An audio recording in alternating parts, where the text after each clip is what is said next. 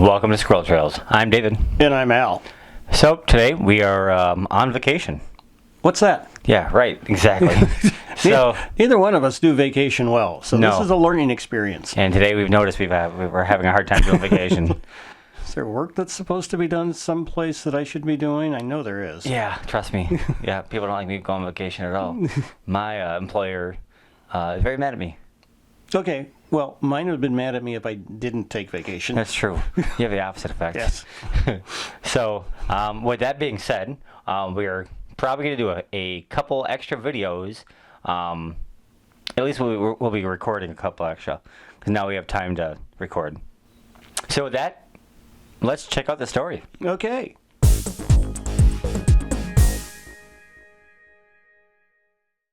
So we are on vacation, and that's how how the story begins. It kind of begins before we went on vacation. Okay. So how does this story begin? Because this is a true story. Yeah, absolutely.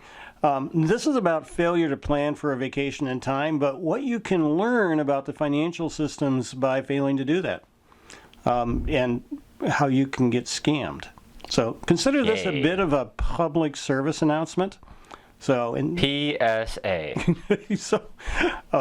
So this is what actually happened to us. My wife was looking for a place for on vacation, and we started looking about 2 months out into the areas around southern Rhode Island. Yeah, that's a really popular area, and so nearly all of the vacation places we were looking to go. Yeah, it's a great area to stay. Yeah, it's pretty, it's gorgeous, it absolutely is, and more importantly, we've got family here. Yeah. So, and it is absolutely gorgeous. Enjoy our time here. That being said, it's a good idea to plan early then. Definitely. Yeah, which we had talked about last year. Yep. So, at this time last year, we talked about how we should probably start to use one of our hotel or timeshare services. Yeah, that didn't happen. No, Life gets busy. We all forget.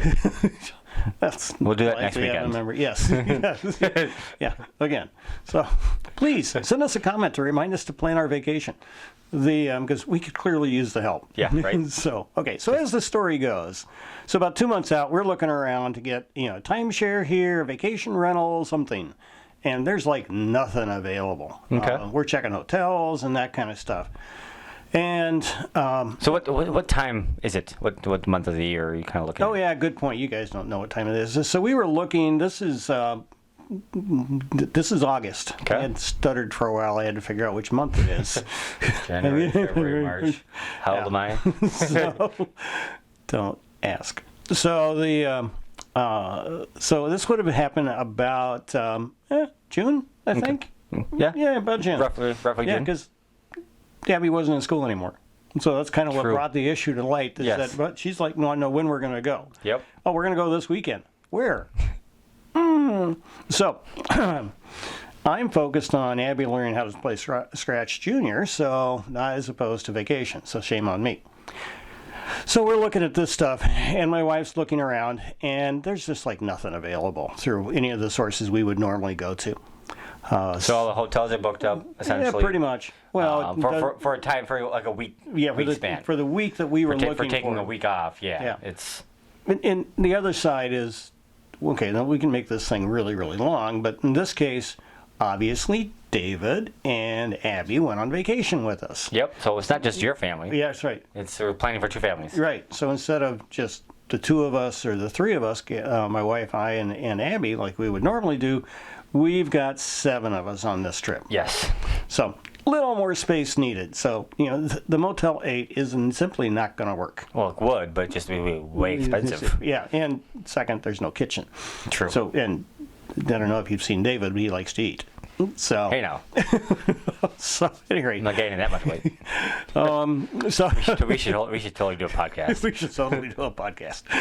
This one. So, anyway, as we're rolling along with this thing, sorry guys, you're along for the ride. So we're both kind of tired. So to help kind of narrow this in, so we're planning a trip. Yes. 2 months in advance. Yes.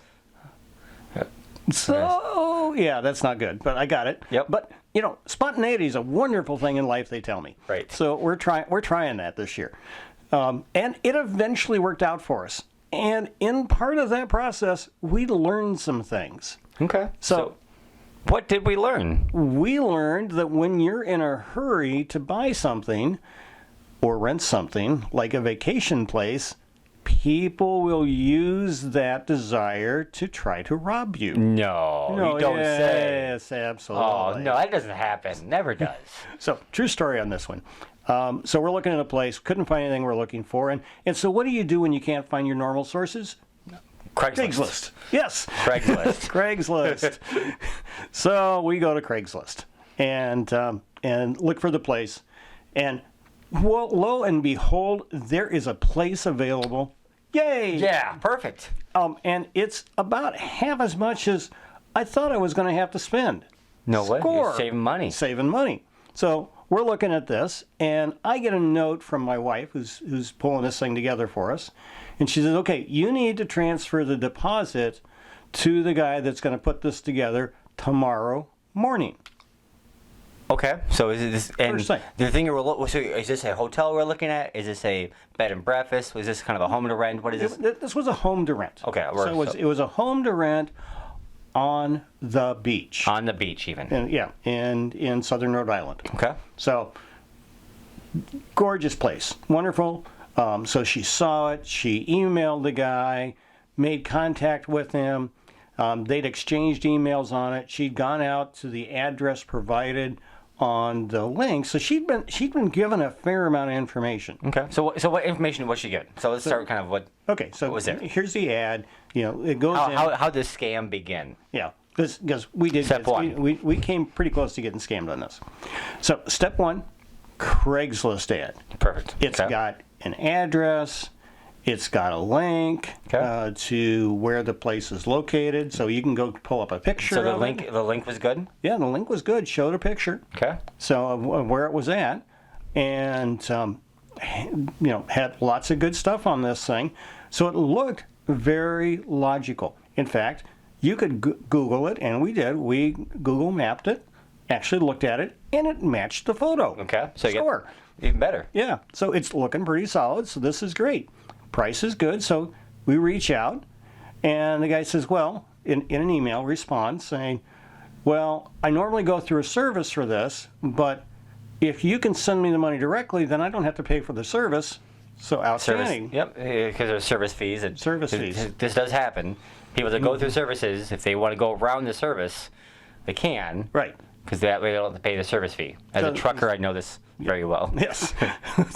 So again, saw an ad, had valuable information on us, that we could use. Yep. We were able to validate that information. Yep. See it, and it looked real. Okay. Verifiable. And did you guys go to where he usually would rent it through the service? No, well, we did. We looked at it. So you it was looked at, there. Okay, so even through the service. Yeah, it's through there. the service was there. So we reach out and then starts exchanging emails with the Okay. person. And the guy comments and said, yes, it is available. And Perfect. Score. Even better. Yeah. So, but we need to act on it quickly because it's a really good price and it could go away in a hurry. Which is absolutely true because It's true. we're finding a lot of those places were going away in a hurry. So, and the can lighting's So our lighting is going to suck, just by the way. As on vacation, we don't have a great place to record. So we're doing the best that we can. Maybe next time we'll do an outside recording. yeah, because I'm actually looking at the lights flying across my eyes. So, We apologize for the lighting. yeah, you can and provide in the comments how many times you've seen a double bar of light across my face. I know you're paying attention then, The white light, don't go toward it. especially at my age. So, You got life insurance, right? Go toward it. thanks. You're not on it. So, There's a reason. Anyways, back to track, that's the reason we call this squirrel trails. right?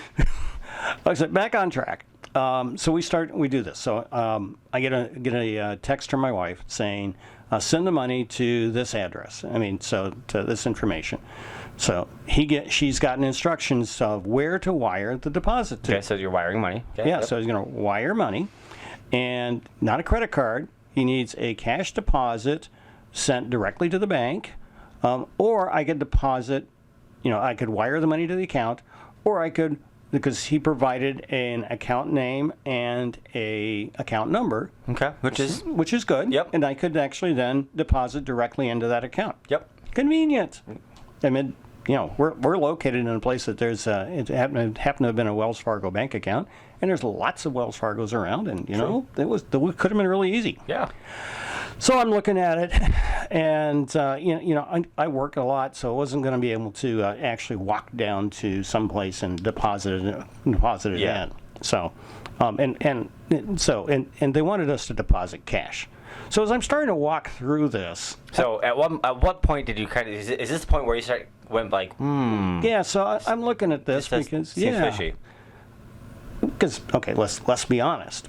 My job doesn't allow me to think most people are honest. Yeah, right. So I work in the security audit field, a little bit of fraud thrown in. I just do stuff that, involved with people that do bad things. So I tend to look at this stuff. So, which is really scary when I'm about to get scammed. Not even realizing it. Yeah. So I, too, am subject to the same drivers in these scams. So I'm starting to look at it, and it's like, okay, well, we have to act on it now. He wants $500 directly deposited into an account without any kind of check on it. It's just, deposit cash so it clear quickly. So we're like, okay. So I'm beginning to get questionable about that. So I'm like, okay, we should check this out. Yeah. Now, to be honest, I actually have an online money transfer service through my bank called, and the service is Zelle. Works really nice. I'm starting to set up to make that transfer, and then I'm like, man, this doesn't smell right. Sure. So I contact Gail, my wife. My wife. Yep. Yes, I'll get the name right eventually. And says, we've validated this, right? And she says, oh yeah, I've we've exchanged emails and everything. And I went, so this is all on the up and up. And she said, yeah, absolutely. And I went, okay. So well, let's maybe start with red flag. So you got the one, act quickly. Act quickly, absolutely. Two, I'm not going to go through my normal service. Right. So to save money, that's why you need to act quickly. Right. So Cash. Okay. Wire directly in, so yep. I can't get it back once it's done. It's not like a credit card or something else. I could say there was fraud on this. Sure. Yep. That was another thing that was kind of like, huh. And this is directly through a person, so there's no service. No service. So Okay. That's why he's not taking a credit card. So it's like, okay. So what's his email? I mean, how are we making contact with this? Sure. Yeah. His email was Peter Parker 173 or something like that. It was Peter Parker and a 3-digit number at gmail.com. And at that point in time, huge lights went off in my head. Peter Parker, okay, come on. Oh, man. And if I fall for this, I'm going to be embarrassed as hell in my office. Right?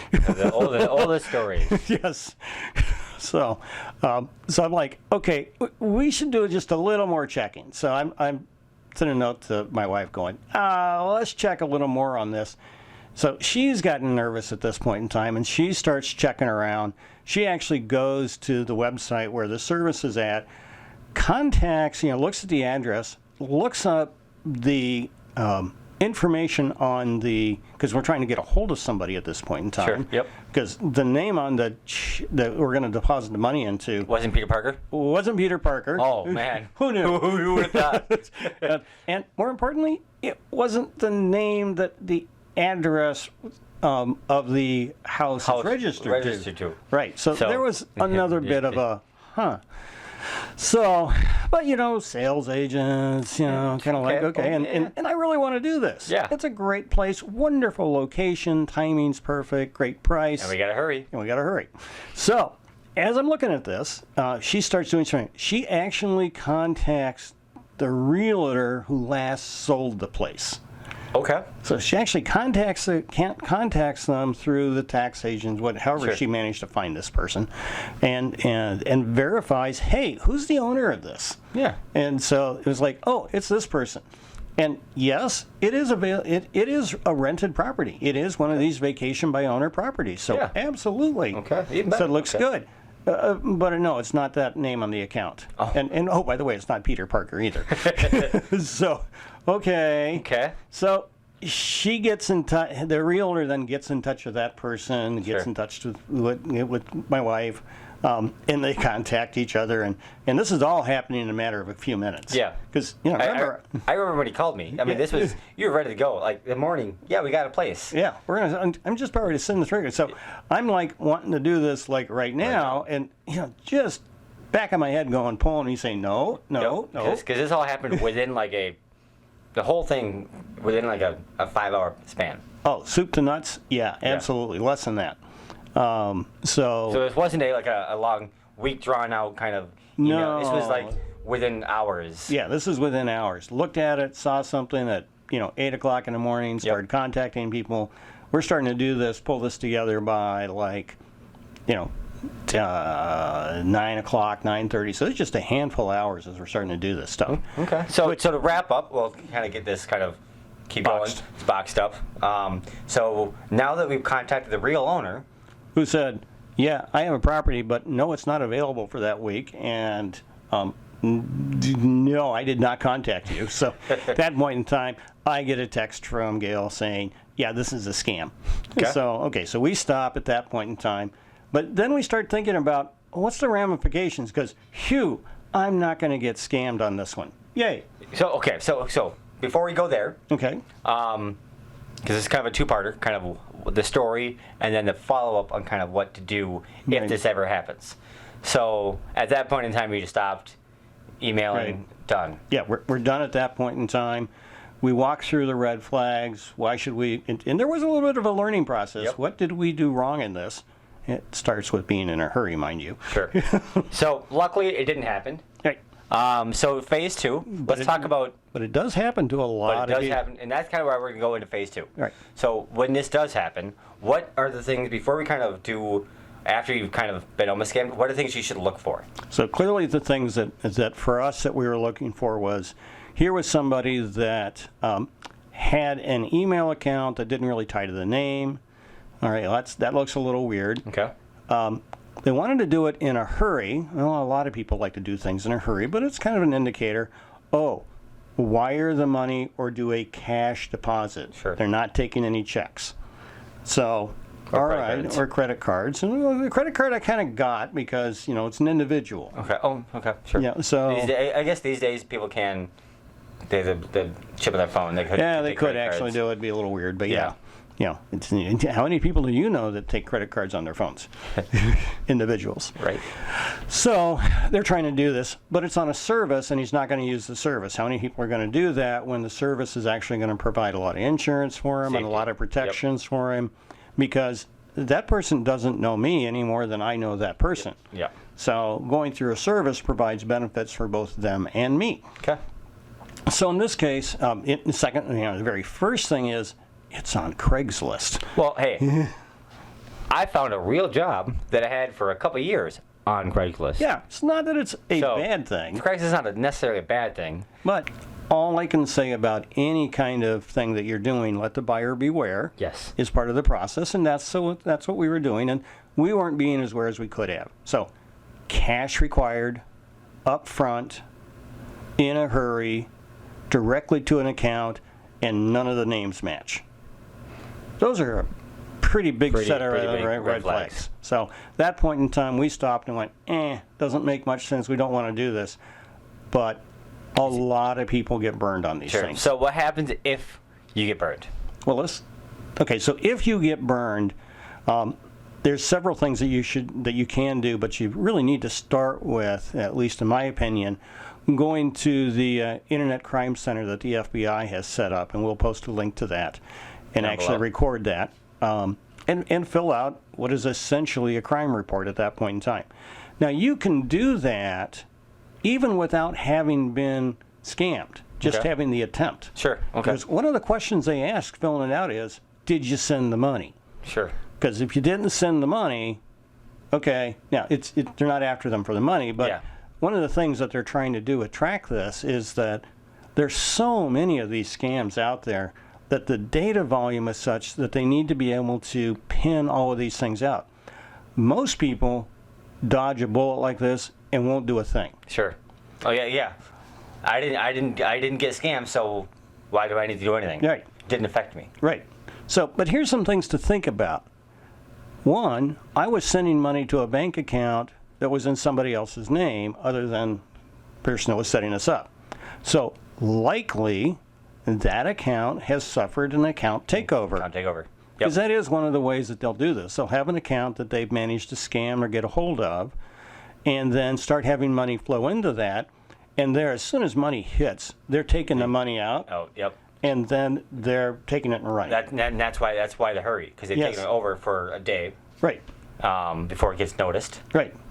And the money goes in, they get out, and all of a sudden, the account gets closes. Yeah, and it's, by the way, it's also a good reason for you to reconcile your bank accounts. Yes. Because hopefully the person would have noticed, what the hell, somebody put $500 into my bank account. Yeah, right. That would normally cause a red flag. True. Now, some of us, I'm thinking David, might be ecstatic about that.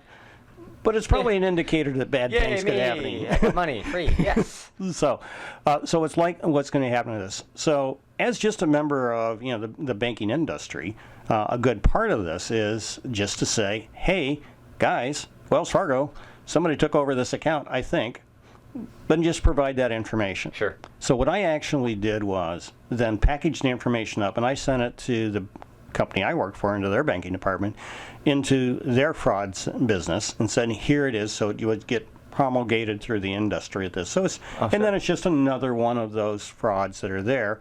I didn't get scammed, but I at least reported all the information, and I attached all the emails that my wife had exchanged with that. Now, we actually attached the original emails on them instead of just the chain, because I wanted to make sure all the metadata, was in on each of the emails was there in case somebody actually does this. So then the key is then to file something with the FBI or your police agency. Now, the FBI, they'll farm out this to the local law enforcement agency and actually do that work. And even on the site where you file it, they'll tell you that. And there's a privacy statement, so David can read the privacy statement at some point in time. So, his hobby. Now, the key aspect of this, if you do get scammed, I didn't. So I didn't contact the credit bureau. I didn't contact my credit card company or anybody like that. If I had, I certainly would have contacted my bank to try to get the money back. Sure. If I had done it through a credit card, I would have contacted the credit card companies, and I probably would have contacted the credit bureaus as well. Sure. All of those things are things that you need to do with this.